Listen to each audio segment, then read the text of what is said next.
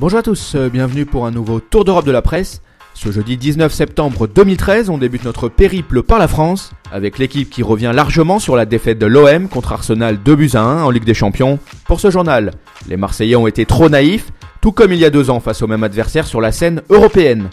Pour sa part, la Provence juge que c'est déjà compliqué pour les Phocéens suite à ce revers d'entrée de jeu. Les prochaines échéances à venir contre Dortmund et Naples seront déjà capitales pour l'avenir du club en C1. Qu'à bien l'Italie, le Corriere dello Sport met en avant le succès de Naples contre Dortmund 2-1.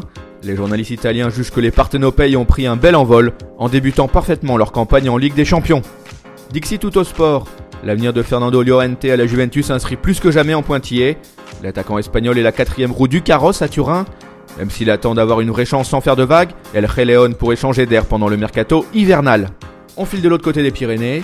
Marca est ravi de constater que le Barça et l'Atlético Madrid ont réussi leur entrée en piste respective en C1. Les Blaugrana ont corrigé l'Ajax 4-0, avec au passage un triplé signé Messi, largement décortiqué par El Mundo Deportivo et Sport. En parallèle, les Rojiblancos ont dominé le Zénith Saint-Pétersbourg 3-1. De son côté, As zoom sur Cristiano Ronaldo.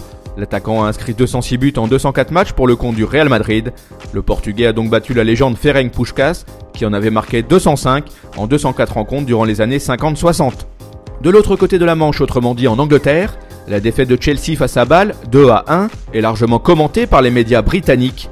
Le Daily Mail par exemple nous apprend que le propriétaire du club londonien, Roman Abramovich, a remonté les bretelles de ses joueurs à l'issue du match.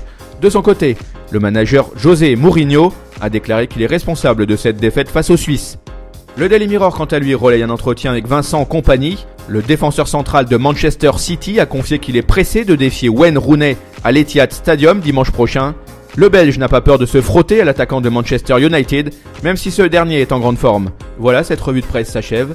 On se retrouve très vite pour une nouvelle édition. En attendant, n'hésitez pas à suivre l'actualité sur le site de Top Mercato ou via nos applis pour mobile et tablette. Nos chaînes YouTube et Dailymotion sont aussi à votre disposition. Ciao!